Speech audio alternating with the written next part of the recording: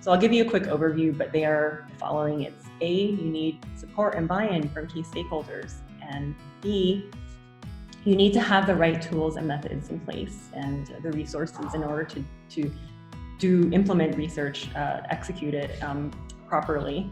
And C is actually research operations, which is kind of a new thing, but it's often overlooked, but it's just as important.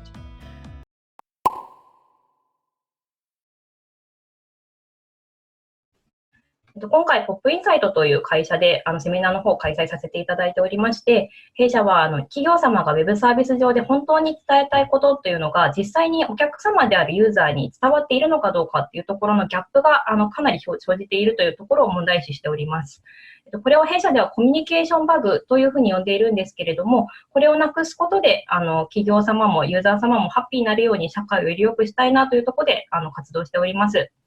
今ご覧いただいているページがですね、会社のトップページになるんですけれども、一番目立つところにある、アジャイル UX リサーチを始めようという文言になります。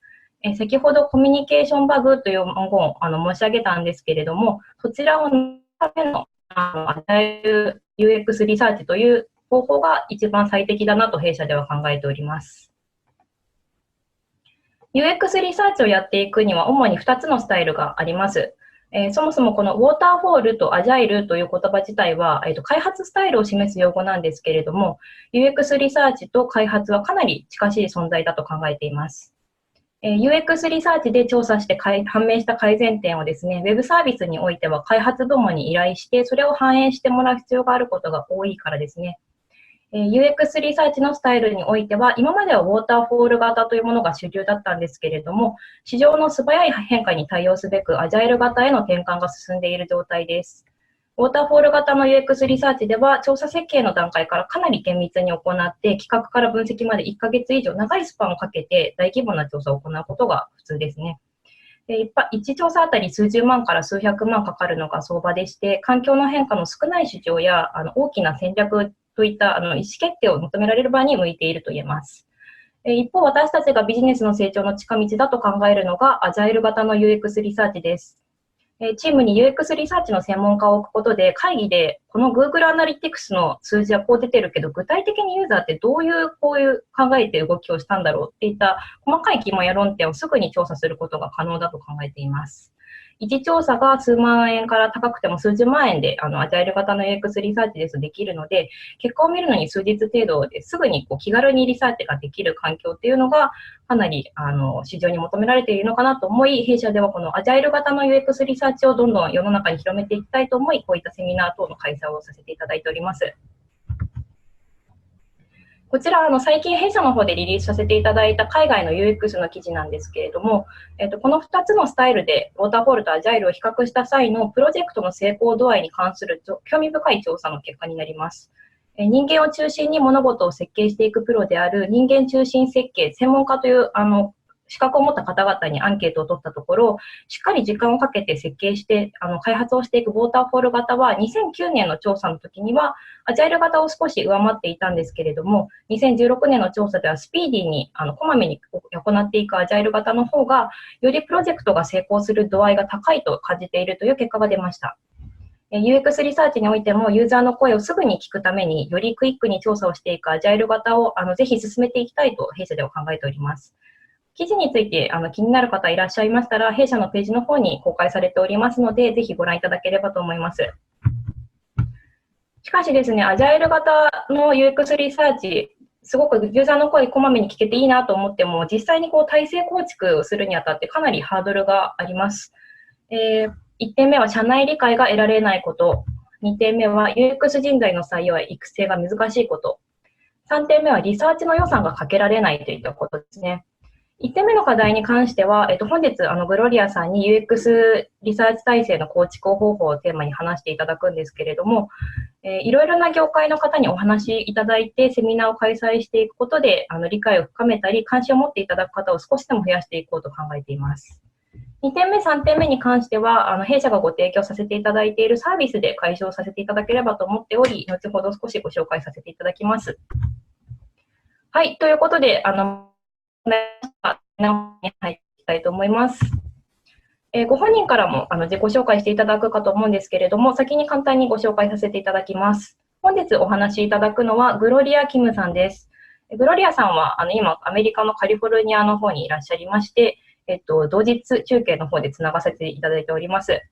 現在、Firefox で有名な Mozilla グループでシニア UX リサーチャーをなさっています。ご存知の方もいらっしゃるかもしれないんですけれども、ポケットという後で読むアプリのチーム初の UX リサーチャーとして採用され、ゼロからチームの立ち上げを経験されています。そのポケットに入る前から他社でも UX リサーチ体制の構築の経験があり、どのように UX リサーチをチームとしてゼロからしていけばいいのかという視点で今回お話しいただければと思います。本日の対象とテーマはこのようになっております。先ほど申し上げました通り、質疑応答時間もあるので、セミナーの内容に関わらず、海外の UX 調査手法がどうなっているのかと、気になることがあれば随時ご投稿いただければと思います。はい、それではグロリアさんにお話しいただきます。Gloria, please start your presentation. Okay. And just a warning, in case my video freezes, I'll have to reboot my computer because I've been having some problems with my camera today.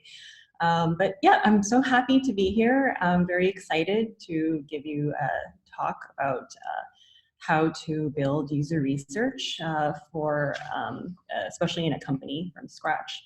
I can talk a little bit about myself. It sounds, I think that part was already covered, but I'll just dive right into the agenda for today, which is to go over what is UX research, why is UX research critical for your company, how do you set up a user research function, what are the phases of UX research maturity in a company, and then last but not least, how long does it take to see results or the return on investment.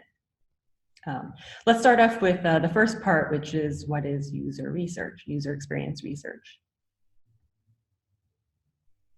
User research is the process of understanding the impact of design on an audience. This is a quote from Mike Kuniowski, who wrote the book Observing the User Experience. And I like this quote because I think it captures a couple of the defining characteristics of user research. One, that user research is customer-centric. It's researched about the user experience. And it's a kind of research conducted in order to better understand the needs and motivations of the human end user. It's more focused on understanding human behavior. Another thing is that, which the Mike Kuniowski quote doesn't cover, but it is a defining factor of user research, is that user research is both qualitative and quantitative, which is otherwise known as mixed methods. So qualitative user experience research is that it deals with user research studies with sample sizes larger than 12 participants. Anywhere between 8 to 12 is common. With quantitative, on the other hand, you will start seeing sample sizes between over 100 to thousands to millions, especially if you're at a big company like Facebook, for example. Another thing is qualitative user research seeks to add context to numerical data by asking why or how something is happening. And quantitative research asks how many or how much of something is happening. And what is not user research? So user research is how it's different from market research, because market research is more concerned with traditionally market research has been defined as being different from user research because it's more quantitative. It's more about selling the product to an audience rather than understanding how the customer is currently interacting with the product. That said, I think the lines are becoming much more blurred these days, and there's more collaboration happening actually between user research and market research, and that's something I'll talk about later in the presentation. Another quick note is that industry UX research, which is UX research applied for business outcomes, is different from research that might happen in academia, where the research isn't tied to any particular immediate business outcome. And a quick look ahead at some of the trends in user research. So a couple of things. One thing is, again, like I mentioned earlier, there's more direct collaboration happening, especially in industry, with market research and user research. And I think also that there is a lot more collaboration happening with data science, machine learning, and AI as well, which is obviously a new area that's very high in demand from businesses, especially data science. But it's also an area where I've been seeing a lot more opportunity and a lot of more collaboration happening between UX researchers and data scientists solving problems together. And wait, there's more. Another thing trend that I've noticed is possibly as user research becomes more understood and valued as kind of a skill set, I think we're going to see in the future more things like a company co-founder being a user researcher, or even more executive level roles. This is not very common right now, even in the United States, but I predict that I see a trend towards this kind of pattern in the future. So why user research? You might be aware of Maslow's hierarchy of needs. This is a diagram that describes the self-actualization process of a human being, starting with the bottom of needs, which are meeting basic human needs related to survival. And as a person progresses closer towards self-actualization, and their basic needs are met, survival needs are met, they're increasingly able to have more focus on higher level activities like achieving potential, purpose, experiencing creativity, things like that.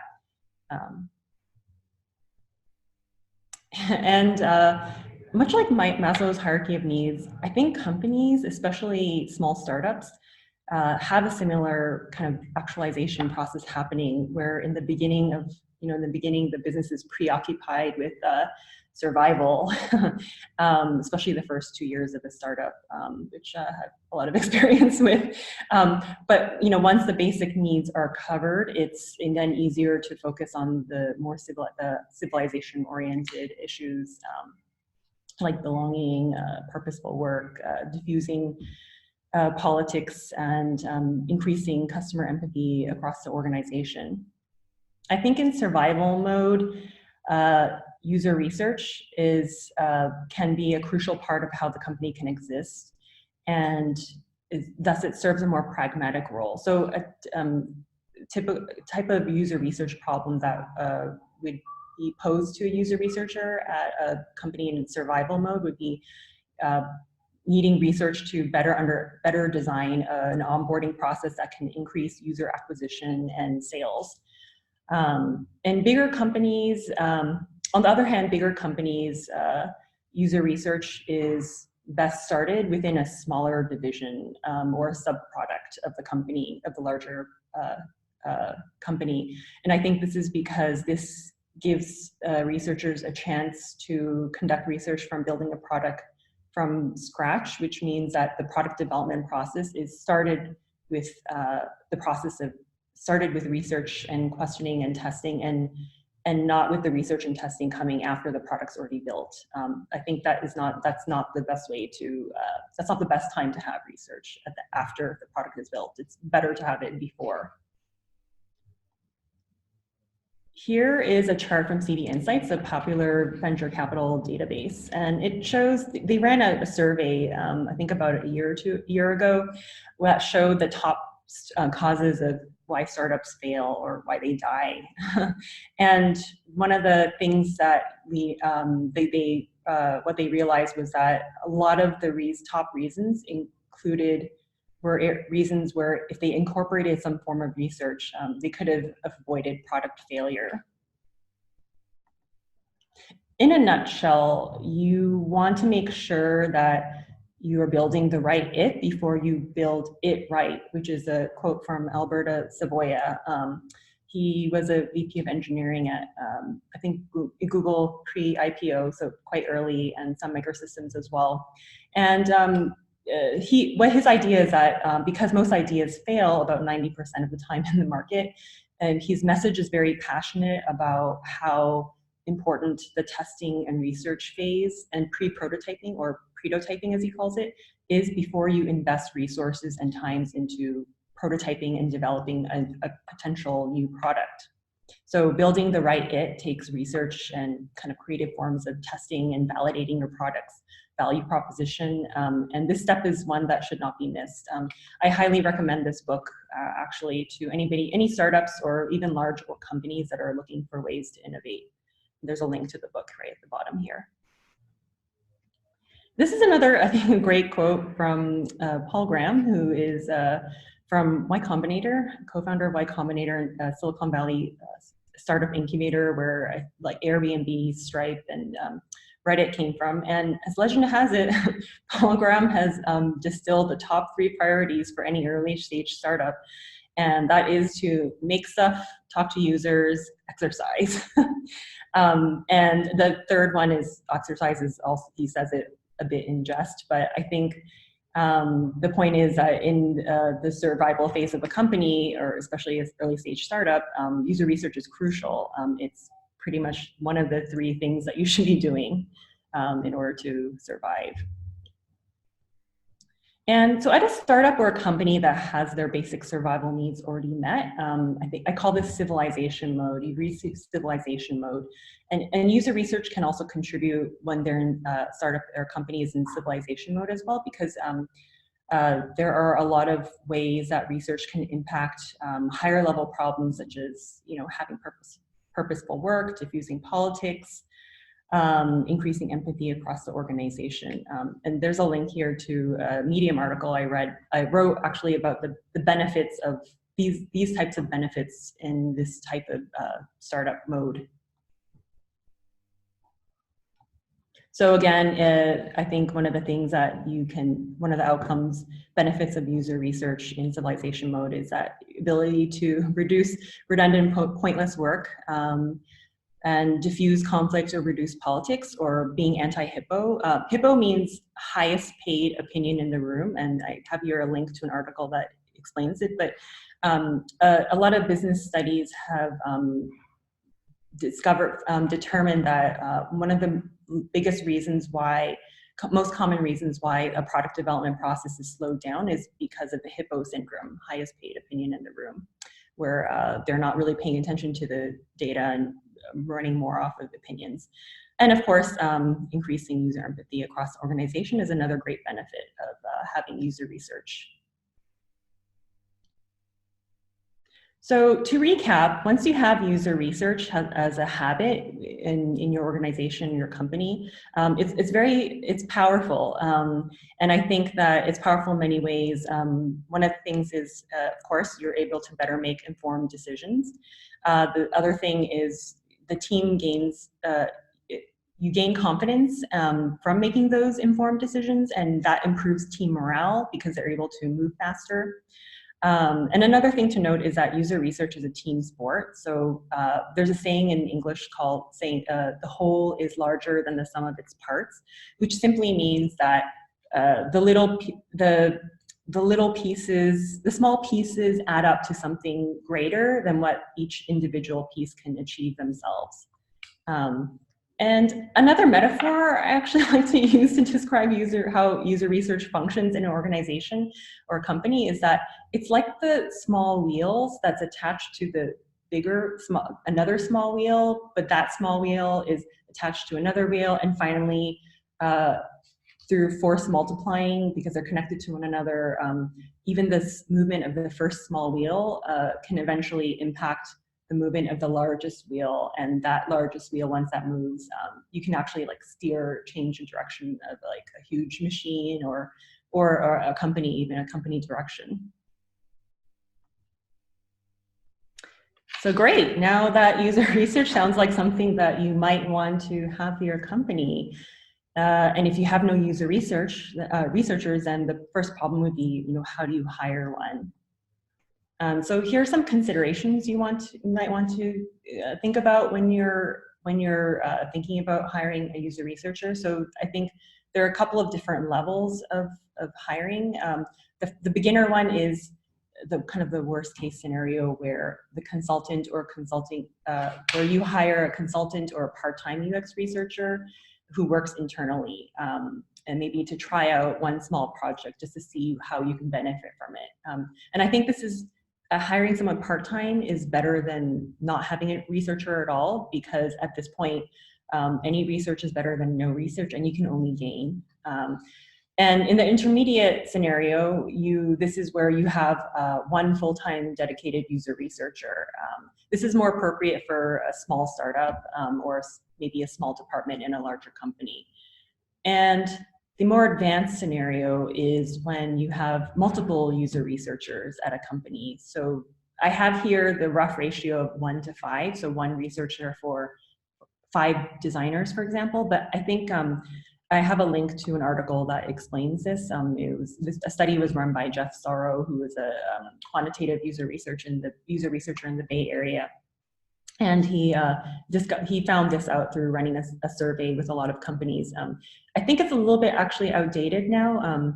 I think now the ratio I've been seeing in companies like Dropbox or even Airbnb, it's more one researcher for 2 designers, for example. So I think it's kind of changing, but it's just a suggestion, 1 to 5.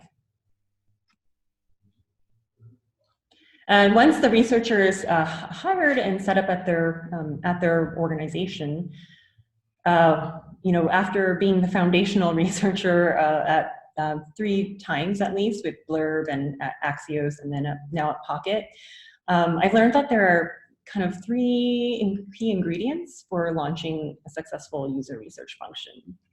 So I'll give you a quick overview, but they are the following. It's A, you need support and buy-in from key stakeholders, and B, you need to have the right tools and methods in place and the resources in order to implement research, execute it properly.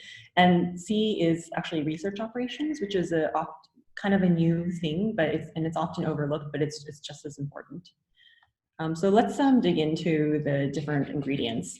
A is support and buy-in from key stakeholders. So these are a list of key stakeholders that typically a user researcher would need to develop in order to get buy-in in their company. And the most important being obviously the CEO, but this close to the CEO is actually the product manager, because both are key people in determining the product strategy and product roadmap. Which is typically what user research, once user research becomes at a more, reaches higher levels of buy-in in a company, user research begins to impact at the level of the product roadmap. And customer support is another stakeholder within an organization that I think is very helpful for user research, because customer support is constantly collecting data about user feedback and the customers. So they're a great stakeholder to get to know, because they have access to a gold mine of information that's relevant to user research. Another stakeholder that's key is sales and marketing. And the reason why I think sales marketing is a great stakeholder to have buy-in with is because they are the ones that best understand how your company or product is perceived externally by clients or customers, your target market. And also they tend to be the stakeholder that's quickest to act on user research feedback, because if you give any research that supports a potential sales strategy, a revenue stream, or some other business case, if there's monetization involved, then sales is usually the one that's the most interested in helping you making that research insight actionable. So they tend to be the stakeholder that kind of listens the quickest out of all the other stakeholders. And engineering and design and branding is also another stakeholder that user researchers typically work most closely on a day-to-day basis. So in a company, in an organization, user researchers typically sit very closely with design and branding teams, because they work, because the user research work most directly affects what they create. And also design and branding tends to be underneath UX, the umbrella of UX. So because you have a shared objective of being customer oriented, becomes, they typically become a stakeholder that you get to know really well. Engineering is also important because, again, they're the ones who can help you prototype things when you're in the prototyping phase. And another emerging stakeholder, I think, is the data team, like I mentioned earlier, data science, machine learning, and they're a great stakeholder, becoming an increasing stakeholder of user research because they work with UX issues at a quantitative level, at a higher level, but what they're missing from their work that they need in order to do their job well is the access to the customer or end user's real world context. So that's something that user research can help fill in the gap of knowledge for them, which they lack. And then the next ingredient is B, which is UX research, or it's methods, tools, and evangelism. A couple of things I want to say about methods. So before we move on with methods, let's just imagine that you have buy-in from at least three of the stakeholders I just mentioned. So what kind of research will you be doing for them? What tools would be using? What would you be using? It really depends on the problem, but generally there are three flavors of methods of user research, which is generative, evaluative, and iterative. So generative is foundational research. It's answering any open-ended questions to open-ended problems. This is when you're still discovering a particular area or market, and you're trying to discover, as Alberto Savoia would put it, you're trying to discover the right it. Evaluative is when you you're still trying to figure out what the right it is, but you have 2 or 3 options or concepts that you're trying to figure out which is the better option. And then iterative is when you know what the right it is, you know what the best option is, and you just need to make the right it, and you need to go from making the right it to making it right. So you just need to refine the best option. This is just an overview of the different types of methods that you'd be using in different flavors of generative, evaluative, and iterative research. And if you kind of look at it, how it plays out over time, so let's say over Q1 through 4, generative research projects typically take longer than evaluative projects. And iterative projects tend to be the shortest, and they tend to happen more punctually on a repeated basis. Another thing about methods and tools is evangelism, or educating other people about what you've discovered as a research, as you've been doing your research. So socialization of research. Socializing, now that you did the research, how does the research translate into a new product to develop or a new design? This happens through socializing the research to your stakeholders. So this can happen in a couple of different ways. One is user journeys, using user journeys, user flows, video diaries, personas, creating artifacts that help kind of persuade your stakeholders of the research that you conducted. The other thing is, I think I'm starting to actually find a lot of value in these days is follow-up workshops and meetings. So after you do, a lot of times user researchers will present their insights in a readout or a presentation, and then that's it. Then it kind of just becomes this document that sits somewhere in somebody's Google Drive, and nobody does anything about it, and it just becomes kind of a waste of research. But I've discovered that the best way to make sure that the research findings get translated into something actionable is to, after the presentation, immediately have follow-up workshops and meetings with the appropriate stakeholders. And I'll talk about this later in UX research maturity phase, but typically there are, depending on how mature your company is, you would be following up with stakeholders, or the stakeholders will be coming to you to follow up with the workshops and meetings. And then the third thing is you just get a cup of coffee and you have conversation with your stakeholders. Conversation is a very good way to socialize research, to spread your ideas and share. That's how people learn, through talking to each other. So I think that coffee conversations are also a great way to socialize user research. And these are just some examples of what user research artifacts might look like. And last but not least, research operations, the last ingredient. So much of good qualitative research is dependent on having the right participants. Recruiting properly is crucial, and I cannot understate that. This is something that, as I've been working as a researcher, every year I work as a researcher, I understand this more and more. I look back on the good research projects I worked on and realize like how good the recruiting was. And so an example of this is, let's say you're trying to design a better service for young mothers. Then if you recruit retirees or women who don't have children, that would not be helpful at all for your study, because these participants are not representative of your target market. So whatever information you get from them would not be helpful, and it would be misleading.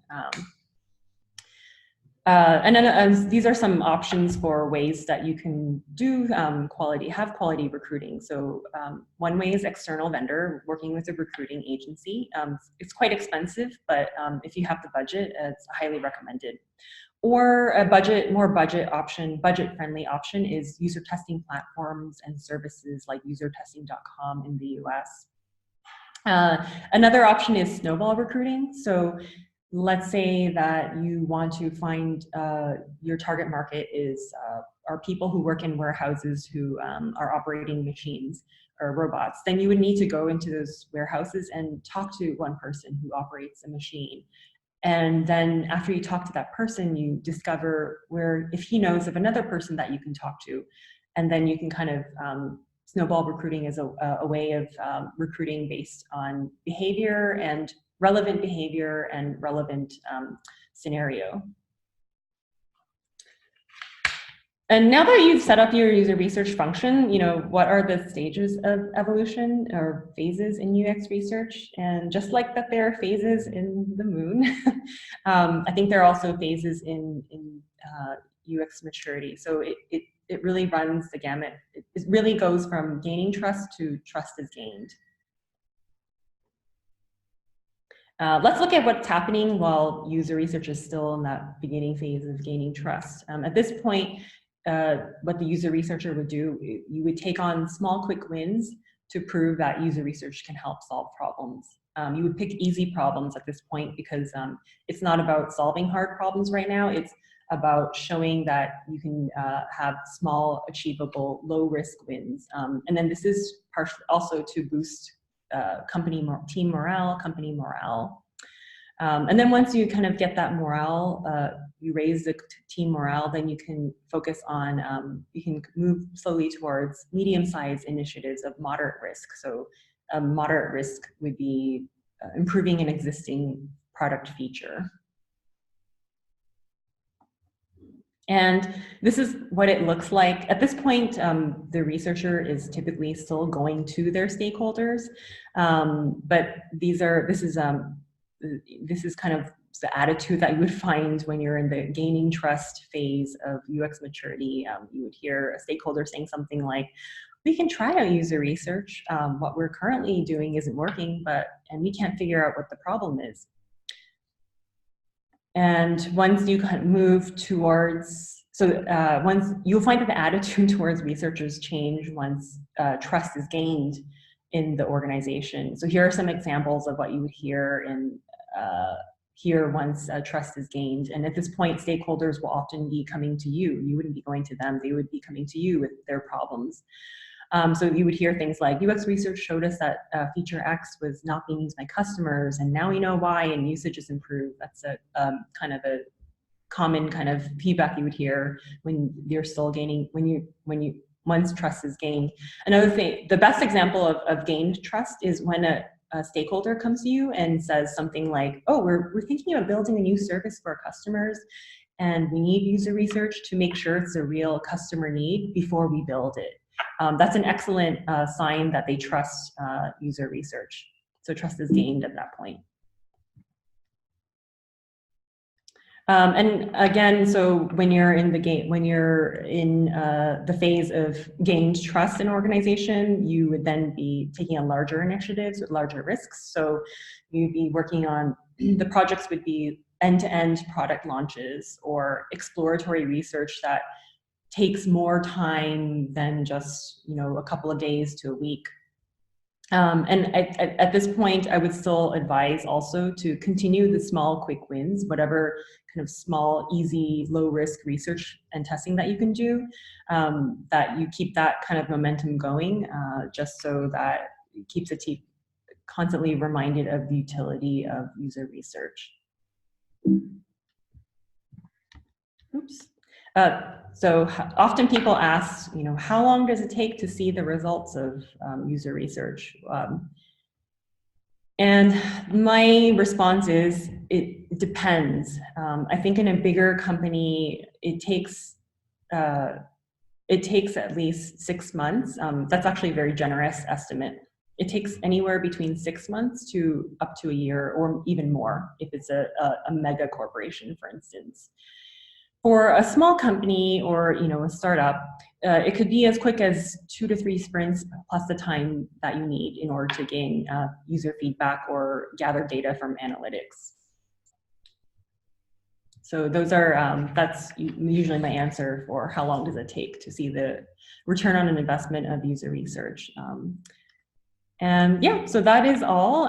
Thank you for having me. And I just have one quick request, but it's to try Pocket, which is the app that I'm currently the user researcher, foundational user researcher. We're also hiring at Pocket. We're hiring more user researchers as well because I'm trust is gained in the organization. So they're asking also for more researchers. And also we're under, I don't know if anyone's, and we're under Mozilla Corporation. So Mozilla Corporation is the company that produces Firefox, which is the open source, very privacy-oriented, customer data privacy oriented browser. Yep. So if you have any questions, I think that's it for me. はい、ありがとうございました。グロリアさんのお話いただきました。はい、質疑応答の募集を今からさせていただきまして、Zoom の機能の方から Q&A のところ、今何件か質問いただいていますが、まだまだ募集しておりますので、そちらご投稿いただけますと幸いです。はい、でその質問を募集している間にですね、弊社のUX リサーチャーオンデマンドのご紹介の方させていただければと思います。グロリアさんのお話でもUX リサーチの重要性やフェーズ、UX リサーチの成熟度別で、体制構築の方法がなかなか合う合わないがあるっていうのをお話しいただいたので、というところもお分かりいただけたかなと思うんですけれども、そのサポートをさせていただくのが、これからご紹介させていただきます、弊社のサービス、UX リサーチャーオンデマンドというものです。こちら先ほどもお見せしたスライドになるんですけれども、ウェブサービスを改善し、より成果を出していくためには、ユーザーとのこまめなコミュニケーションが重要だと考えています。それが可能になるのがアジャイル型の UX リサーチスタイルです。例えば、私、大戸屋の方で学生時代アルバイトをしていたんですけれども、飲食店やアパレルでもし働かれたことがある方、ぜひそちらを思い浮かべていただきたいんですけれども、お客様の反応ですとか感想っていったものを接客業ですと毎日観察をして、お店を閉めるときにみんなでその日の反省会をして、お客様がどういったサービスを求められていたかというところを翌日の店舗運営に生かすために話し合いの方をしておりました。ウェブサービスでもこのようなお客様を観察してリサーチという形でコミュニケーションを図り改善をずっと続けていくことっていうのが重要というのは、リアルなお店でもネットの世界でも変わらないと思っております。こまめに UX リサーチを行い、調査を通じてコミュニケーションを取るのが実現できるサービスになるのが UX リサーチャーオンデマンドというものです。UX リサーチャーと呼ばれる、グロリアさんも UX リサーチャーのご職業をつかれていらっしゃるんですが、そちらを行う調査のプロフェッショナルが弊社にはたくさんおります。それに必要なモニターさんを集めたりですとか、分析をするために必要な調査ツールをセットでご提供するサービスとなっております。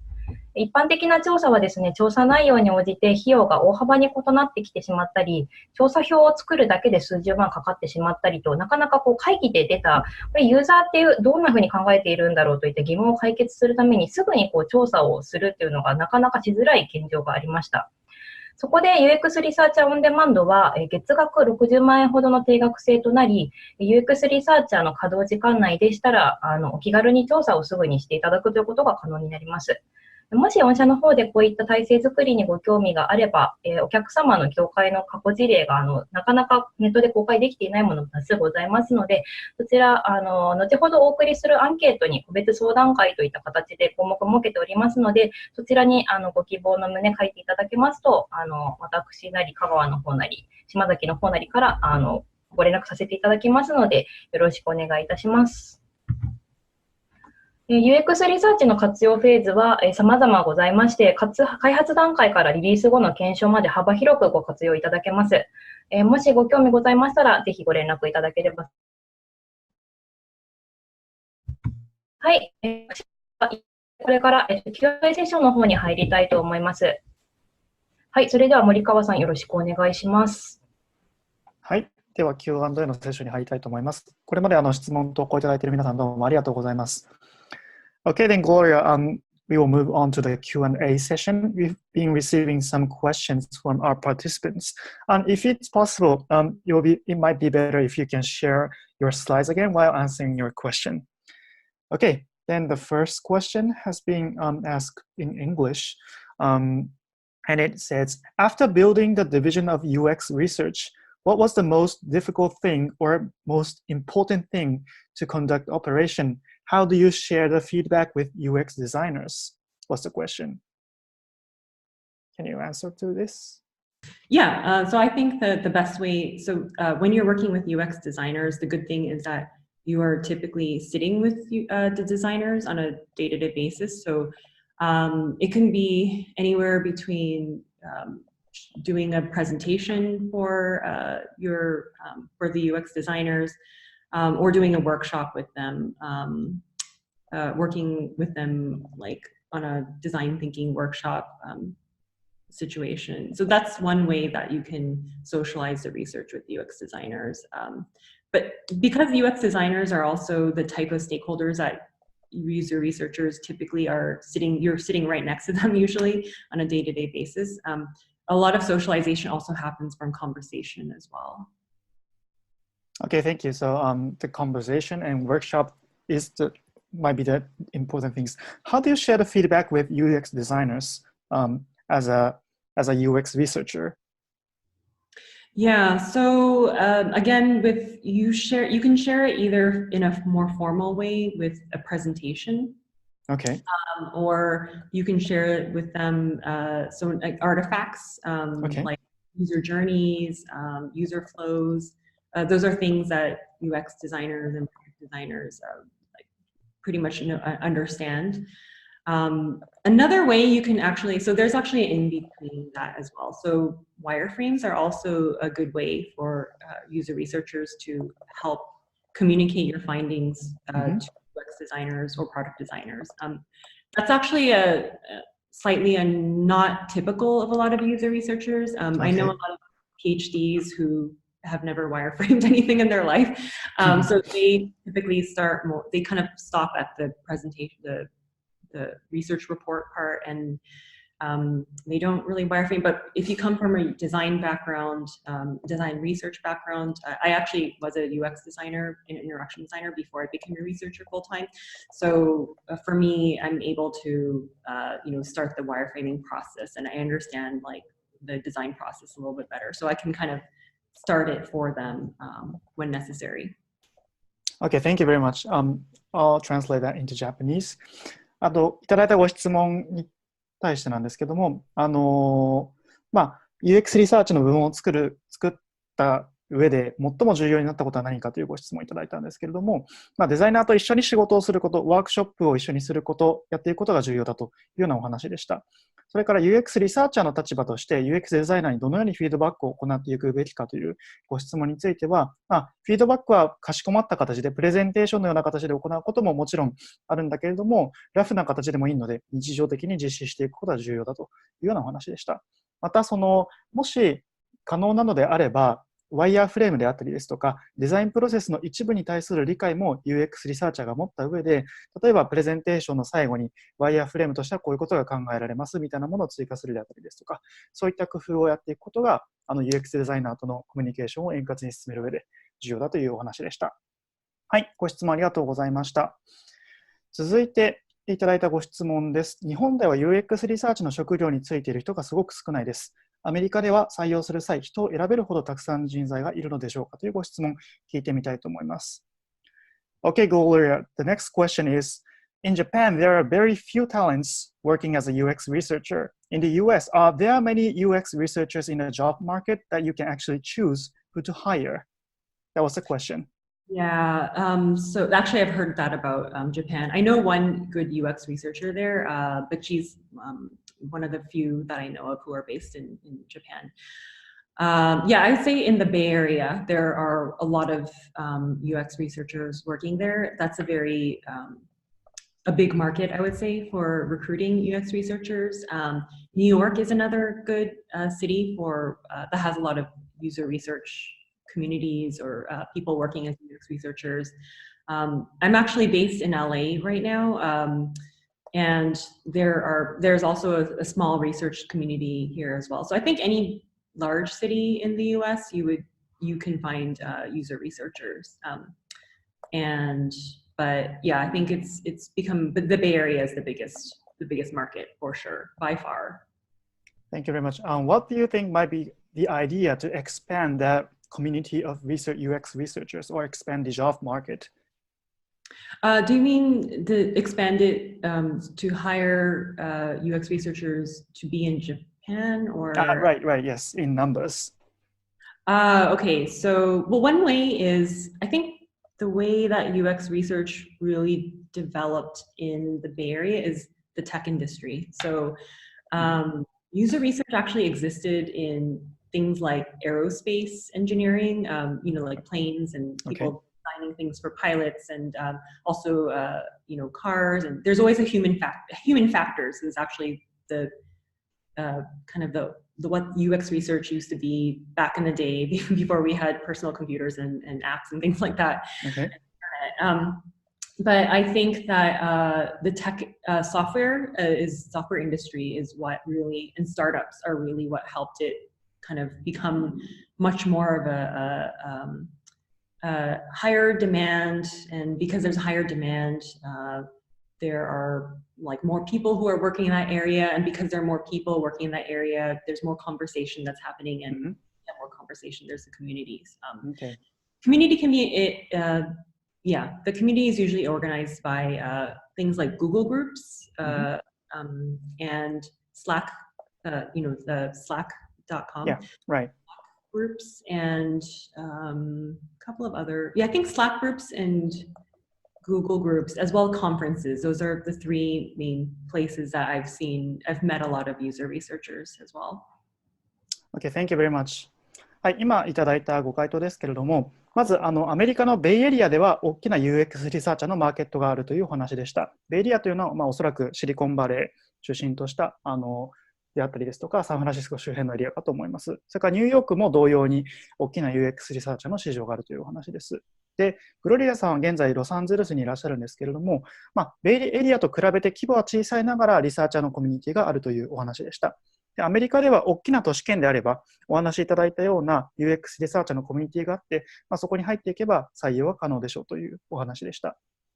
で、そういった UX リサーチャーのマーケットを大きくするにはどうすればいいのかというところを追加でお伺いしてみたんですけども、ソフトウェア産業だけではなくて、例えば飛行機を作る重工業ですね、重工業等も含めた産業横断的にユーザーリサーチの手法を取り入れられるようなところと、一緒にコミュニティの形成を Google グループであったりですとか、Slack なんかツールを使いながらやっていくのが良いのではないかというようなご回答でした。はい。では、次の質問に移りたいと思います。UX リサーチに使用するツール等は何を使っていますかというご質問なので聞いてみたいと思います。Okay, Gloria, the next question, the third one is, what kind of UX research tools do you use occasionally? Occasionally. Yeah. So usertesting.com is something that a lot of researchers use in the US. It's actually more focused on US, UK, English-speaking markets. But that's a tool that almost every user researcher I know uses. So usertesting.com. The other thing is a lot of times we will, depending on where you are, so some user researchers use Deduce, DEDOOSE, and there's this other product called Dovetail, which I know that a couple of other user researchers are using, but it's basically ways to, how do you store the research, and how do you, how do you create research repositories? Deduce is something that I don't use, but I know other user researchers do. I actually use Airtable, which is it's like Google spreadsheets, but much better. So I use Airtable quite frequently to create repositories for research. But yeah, I'd say user testing is a big one. And on top of that, I think funny enough, Zoom is something that I use pretty much almost all the time when I'm doing user research interviews remotely. Better yet is actually doing in-person research, so doing field research where you go to the customer and you observe the customer or you interview them where the customer is located. So not a technological. Okay. Thank you very much. Okay. 今のご回答ですけども、Usability.com が前提として英語圏では最も頻繁に使われている UX リサーチのツールですと。で、副次的に使うことがあるのが、Deduce.com であったりですとか、Airtable というようなツールで、これは対象とするユーザー群の管理であったりですとか、そういうところの時に補助的に使うことがあるというお話でした。それから今まさにこのセミナーで利用させていただいている Zoom もリモートインタビューで活用することが多いというようなご回答をいただきました。はい、ここまでのご回答すべていただいている Q&A の欄に、返信として記載しておりますので、後からそちらご確認いただければと思います。はい、では次の質問に移ります。広告など目に見える施策に傾倒しがちな経営者に対してなかなか UX リサーチの説得ができません。ステークホルダーを UX リサーチ体制構築に向けて味方につけるために、グロリアさんならどんなことをしますかというご質問いただいたので聞いてみたいと思います。Okay, Gloria, let's move on to the next question. I wanted to add another tool. Okay. Survey Gizmo. Survey Gizmo or Survey Monkey. Okay. Qualtrics. Those are also tools that a lot of user researchers, those are surveying tools. Okay, Survey Gizmo and Survey Monkey. Okay, thank you. I'll add that.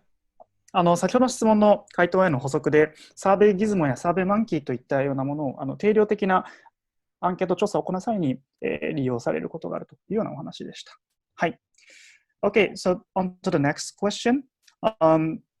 This person was wondering that our managers and directors tend to spend money on something visible, such as physical ads, and it's been hard to convince them to spend money for UX research.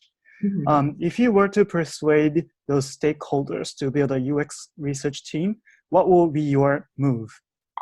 Yeah, that's a good question. I actually wouldn't start with building a team. What I would do is the cheapest way actually to start it and the least risk averse, because I think if you start off by just, hey, let me hire a team, that's a very high risk thing, because if you don't deliver, then they'll get angry. So the best way to start is the cheap way, which is a small way, which is if you're a UX designer, then maybe you do 80% research, or 80% design, 20% research, or 10% research, 90% design. So you do some of the user research yourself. And then once you show that, hey, this research really helps, then you can ask for more things. So that's one way to start. The other way is, and probably the easier way would be to simply hire a researcher part-time, or hire a consulting agency part-time and work on a small project in order to prove the ROI or return of investment on research. And research always pays. So whether they want to keep spending money on visible ads, which is also a great marketing tool as well.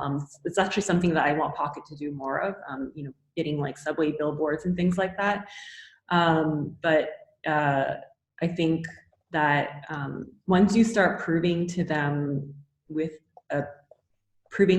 that research does have impact the business in positive ways, like increasing user signups or increasing engagement in some area of the website. Once they see that data, that's when they tend to be convinced. Yeah. Okay, thank you very much. はい、今いただいた回答なんですけども、非常に良いご質問をありがとうございますと。で、ご質問の中では体制構築に向けて味方につけるためにはというような内容なんですけれども、いきなり体制構築を始めてしまうのは、費用面においても、それから実際にメンバーを採用するということになると、かなりハイリスクでしょうと。で、小さく始めて UX リサーチがビジネスに良い影響を与えることを少しずつ証明していくのが良いのではないかというご回答です。で、そのための手法として、例えばパートタイムのリサーチャーを雇用するであったりですとか、あるいは UX リサーチを専門としているようなコンサルティング会社の依頼も一つの手でしょう。で、ROI ですね、その投下した予算に対してのビジネス上のインパクトを計測しやすいようなプロジェクトで着手していくのが良いのではないかというようなご回答をいただきました。はい、ご質問ありがとうございます。はい、では、次のご質問に移りたいと思います。ポケットでは UX 改善のために具体的などんなUX リサーチを行っていますか？頻度や人数、手法などというご質問いただきましたので、お伺いしてみたいと思います。Okay, Gloria, to the next question. Can you elaborate on what kind of UX research is made in Pocket, like frequency or number of participants or methods, things like that? What kind of research we do Yes. in Pocket? Yes. That would depend on the project that we're doing. So right now I'm in the middle of a very big discovery project, a foundational research project. So I'm interviewing target audiences in different, target audiences for creators. Let's say call them content creators. So I'm doing a lot of interviewing as well as kind of affinity mapping, data analysis, and things like that. That's one type of kind of method that we're applying right now. The other one is actually validation testing. So when I was talking about the Alberto Savoya book, The Right It, where you have to find the right it before you make it right. So with The Right It, we're doing a lot of testing before we even go into prototyping a product. So what we're doing is a lot of surveying.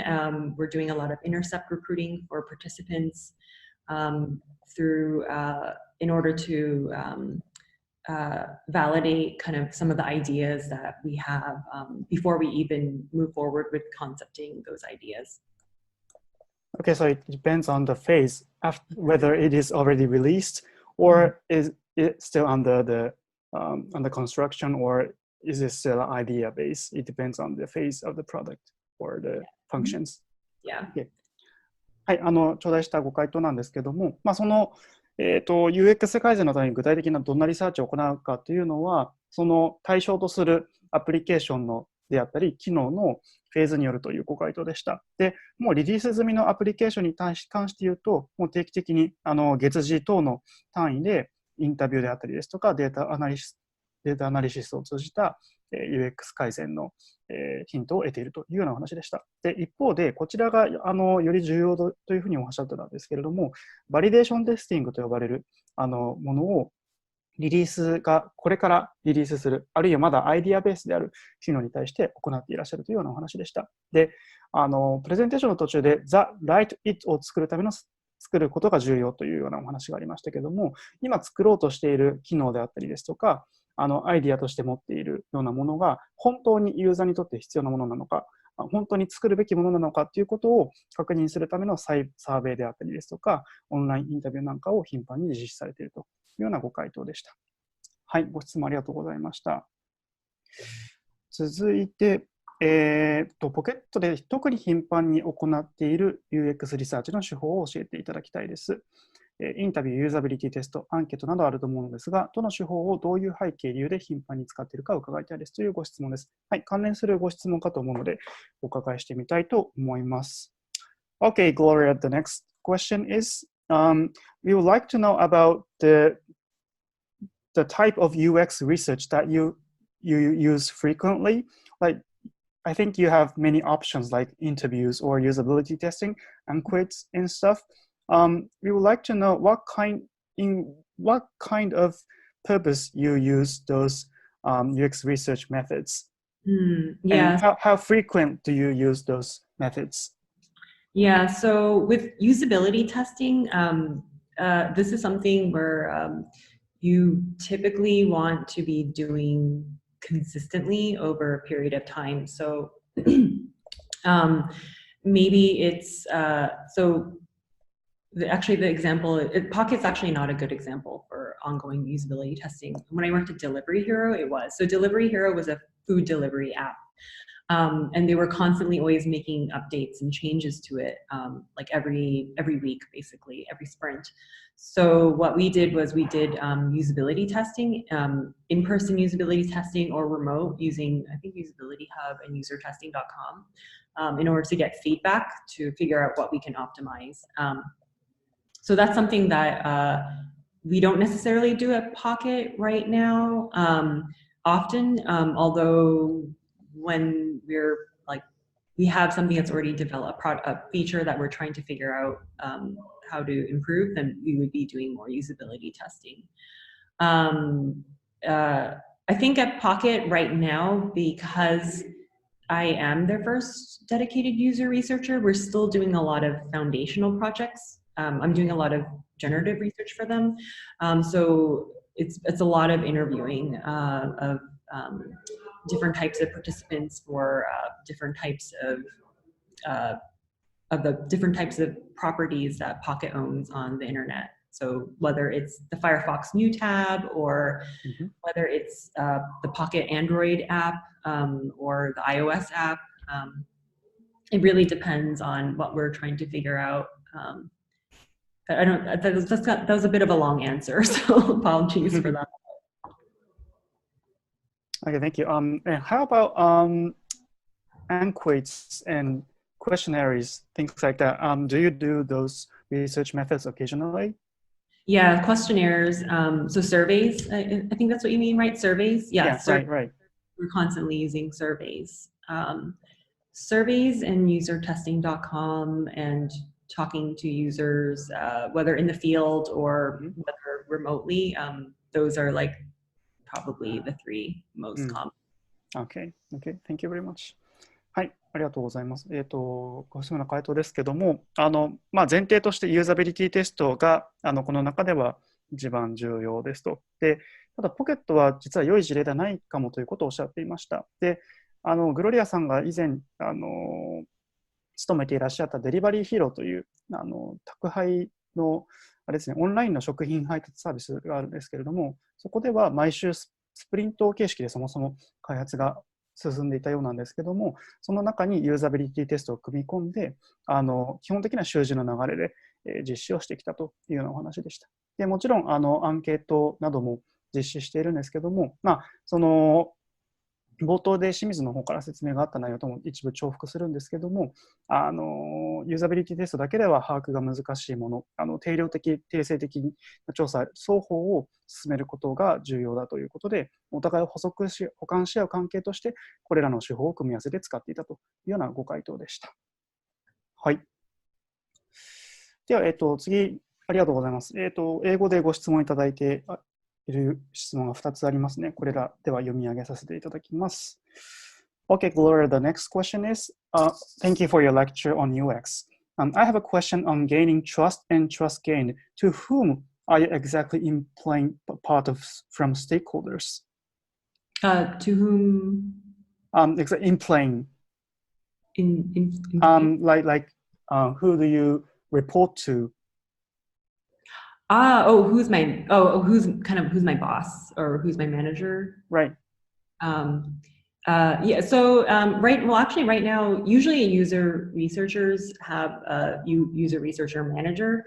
Because I'm the first user researcher, I don't have a user research manager. I actually report to the head of product design, who's actually he's promoted now. He's the director of product design at Pocket. So I report to him.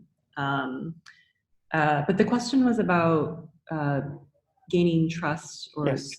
Right? So is the question about like who's the most important to person to trust you or?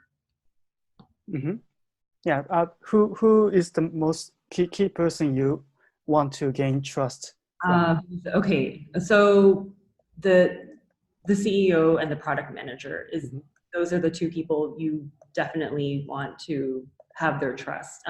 Everything becomes a lot more easier once you have their trust or their buy-in. So the CEO, sometimes they're very busy. They're looking at things from the 10,000 feet view, so they don't have time for detail sometimes. So best case scenario, the CEO you would have buy-in, but oftentimes it's not practical because they're not aware of what's happening in the details. So then the best person is the product manager by far. Thank you very much. はい、頂戴したご質問が、どのような相手にどういうふうに信頼を獲得していくべきかというようなご質問でした。で、アメリカの会社では、日本でも日本の一部の会社とも同様だと思うんですけども、典型的にはリサーチマネージャーがいらっしゃるという話でした。で、ただグロリアさんの場合は会社の中で初めての UX リサーチャーでいらっしゃったという背景から、リサーチマネージャーには直属の上司ではいらっしゃらないということで、プロダクトデザインのリーダーが直接の上司でいらっしゃるという話でした。で、もちろんプロダクトデザインのこのリーダーですね、プロダクトマネージャーが最も信頼を獲得するべき相手なんですけども、同時に CEO にもCEO が持っているビジョンに対して UX リサーチがどのように、貢献できるのかというところを説得材料として持っていくにあたっては、信頼獲得は非常に重要だというようなお話をいただきました。はい、ご質問ありがとうございました。では、次の質問も英語でいただいているようなので、そのまま読み上げさせていただきたいと思います。Okay, we'll move on to the next question.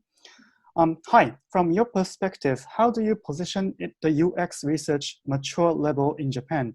I'm sure it's still in developing phase, but would love to know how it is different from the global level. I'm not 100% sure what it's like in Japan. I just heard tidbits from here and there from people who have worked. I think Rakuten was one company that I had a friend who was working with a little bit. Okay. And just knowing, my one friend who works in Tokyo, from her I've heard that it's not as common right now, I think, in Japan, which is also why I was very interested in doing this seminar, because I knew that it wasn't common, but I think it's such a great thing to spread, I think, in terms. Yeah. But I would say from what I've heard, it's not very mature. But then again, you can even say in the US that, for instance, New York was behind the Bay Area for I think a couple of years at least. because I think technology in New York City it's if you look at a lot of the companies in New York, Google, Apple, Facebook, Amazon, they're all West Coast companies. They're not East Coast. Right. So actually, I think East Coast doesn't have the maturity is a little lower. Oh, it's catching up now, though. So everything's changing now because of Zoom and video conferences and things, Slack groups. It's changing much more quickly. But historically, New York was slower, and actually Europe was behind too. It's catching up, but everything kind of starts in the Bay Area on the West Coast, and then kind of moves across the world sometimes, I think. Okay. Okay. I think you had some experience working in Berlin, I believe. And do you think the situation is similar into the New York or East Coast? It is very similar to East Coast in New York. Again, I was there about 4 years ago, and I would say that even 4 years ago, there were very few user researchers. I think one of my mentors was working for Google Launchpad at the time in the EU. I think he was literally one of the few user researchers in Europe. But it's changed now. There are a lot of user researchers, even in just Berlin. So it's even within 4 years, things have changed a lot. So. Okay. Thank you very much. はい、今のいただいたそもそもご質問が、日本におけるその UX リサーチの状況を他の外国と比べてどう感じられますかというご質問をさせていただきました。で、グロリアさんからのご回答は、日本の状況は断片にしかご存知ではいらっしゃらないようです。楽天等の事例をお知り合い経由でしてらっしゃるようではあるんですけれども、今、グロリアさんがご存知の範囲では、日本はまだアメリカと比べて発展途上だと感じていらっしゃると。で、だからこそ今日のような機会はとても楽しみにしていたというふうにおっしゃっていただきました。で、ただ、アメリカ国内においても差は激しくて、例えばニューヨークは Google や Facebook 等を要するベイエリアと比べると遅れをとっているというようなお話でした。ベイエリアというのはアメリカの西海岸側ですね、サンフランシスコ、サンノゼ中心としたシリコンバレーのことをおっしゃっているんだと思います。で、ただニューヨークもキャッチアップしつつあって、ヨーロッパもニューヨークと似たような状況だというようなお話でした。グロリアさんはベルリンでお仕事されていらっしゃったことがあるようなんですけども、その4年前においては、まだまだ UX リサーチという概念は全然知られておらず、UX リサーチャーというような方は本当ごくわずかしかいらっしゃらなかったというようなお話でした。はい。では、今のところいただいている最後の質問になります。ポケットで UX リサーチチームを立ち上げた際、最初に行ったことと、どのくらいで調査が回るようになったかを教えてくださいというようなご質問をお伺いしてみようと思います。Okay, to the next question. We would like to know about two things when you first created a UX research team in Pocket. The first question is, what was your first move after you have launched a research team? The second question is, how long did it take to conduct the UX research on a daily basis? Okay, so it took, well, I can answer the second question first. Okay. The second question was how many studies did I have to do in order to... How long did it take to, to get trust? Yeah, it took, at Pocket, it took actually, because the CEO, so Pocket was a funny case because the CEO was already understood research a decent amount. So there was already buy-in. I started off with CEO buy-in, so that helped a lot, as well as the director of product design also was already buying into user research. So it was quite, for us, it was actually just about the budget and timing. So we have, right now, we're looking for another full-time user researcher. We've hired an intern for the summer, and we are working with an extra part-time researcher, and who's hopefully going to become full-time starting January. Okay. But it took about, I think, to start building out the team, it usually takes about a year at least. Okay. Yeah, I've heard of some people who it takes like 2 years to build out a team, but it's very rare that you hear of, unless you go somewhere where the buy-in is already pretty high and they already have experience with researchers, then maybe you can go from 0 to 5 researchers, but that's not really common. It's usually you go for 2 years alone and then you start building. Okay. Thank you very much. はい。ポケットの事例はやや特殊で、CEO がリサーチの重要性を理解されていたので、とてもスムーズだったと。で、本来であれば、チームの立ち上げにあたっては、一番最初に行うことは、CEO に対する、以前の質問でもあったと思うんですけれども、CEO であったりですとか、経営層に対する UX リサーチの重要性の説得みたいなところを進めつつ、チームの結成を進めていくことが重要というお話だったんですけれども、ポケットの場合ですと CEO がリサーチの重要性を理解されていたのでスムーズだったと。なので、ポケットにおいては最初に行ったのは予算であったり、そのチームをどういうタイミングでどういう人員を増やしていくかっていうスケジューリングが重要だったというふうにおっしゃってました。で、現在実際にそのインターンであったりですとか、パートタイムのリサーチャーの雇用も含めた計画を立案されていらっしゃるということです。で、チームの結成から調査が回るようになったのは、1年ぐらいというような話だったんですけれども、会社の規模によっては、例えば2年間はもう UX リサーチャーは1人の体制で進めて、ようやく経営陣に対しても説得ができて、チームを結成していくようになるっていうのが、どちらかというと一般的な流れではないかというようなお話をいただきました。はい、ご質問ありがとうございました。では、続いてのご質問、英語でいただいてます。ありがとうございます。お伺いしてみようと思います。Okay, the next question. How do you define between UX designer and UX researcher? I'm interested to UX researcher, but I don't like to focus only about researching. What do you think there is a job which is combination of UX design and UX research? Mm-hmm. That's a question. Yeah, that's a tough spot to be in. So I think so the UX. So again, it probably depends on what market you're in. Maybe in some markets. So when I was in Berlin 4 years ago, there were no user researchers. They barely had UX designers. So UX designers were doing a lot of UX research because there was nobody else to do the research, so they would have to do it. And I think it takes a very specific type of skill set or personality to keep doing that. One thing that I've noticed about UX designers is that in North America and also I think in Europe now, it tends to be like you're either, when you're a UX designer, you're a UX designer, and then at one point you either become a product designer or you become a UX researcher. It seems like it kind of splits at some point.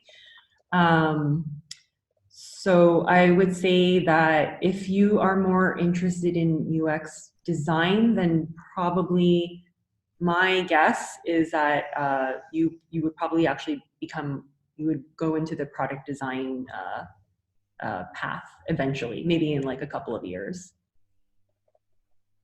Okay, thank you very much. とても難しいポイントというお話でした。いただいてたご質問は、UX デザイナーと UX リサーチャーはどのように定義するかと。で、UX リサーチに関心があるが、リサーチだけには行きたくないときに、どういう仕事の仕方が考えられるかというようなご質問だったんですけれども、そもそもどういう市場で仕事をするのかに左右されるというようなお話でした。で、例えば、グロリアさんがベルリンにいらっしゃった頃、先ほどのご回答でもあった通り、UX リサーチャーという仕事は認知されていなかったと。で、UX デザイナーがリサーチも実施されているような、そんな環境でしたと。で、これは最近のアメリカであったりですとか、ヨーロッパでも同じような傾向があるというふうにおっしゃってるんですけれども、まず、どういう方でも、まずはデザイナーからキャリアをスタートさせると。で、一定のタイミングでデザイナーの方は、UX デザイナーの方は、プロダクトデザイナーに、関心を移していかれるか、あるいは UX リサーチになれることがあるというようなことでした。で、UX リサーチをされるにしても UX デザインに関する知見があるに越したことはないので、そのタイミングで自分のキャリアを選択するというのが良いのではないかというお話ですね。UX のデザインに関心があるのであれば、引き続きあるのであれば、プロダクトデザイナーのパスを取ればよいし、リサーチャーにももちろんそのタイミングで転身することが可能だろうというようなご回答をいただきました。ありがとうございました。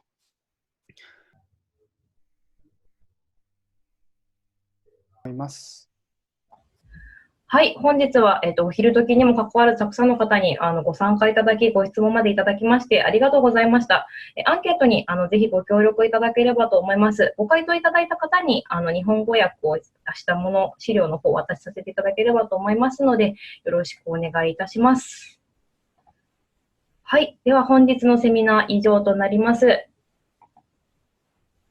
はい、ありがとうございました。ありがとうございました。Gloria, thank you very much again for today's seminar. Oh, yes. I'm pleasure to be here. And please add me on LinkedIn. I'm one of the reasons why I did the seminar is because I know that we'll be doing research in Japan in the upcoming year. So love to meet a couple of you guys in person too. Okay, thank you very much. リンクドインの URL もご共有させていただきますので、ぜひぜひ何か追加のご質問などあればご連絡くださいとのことでした。本日ありがとうございました。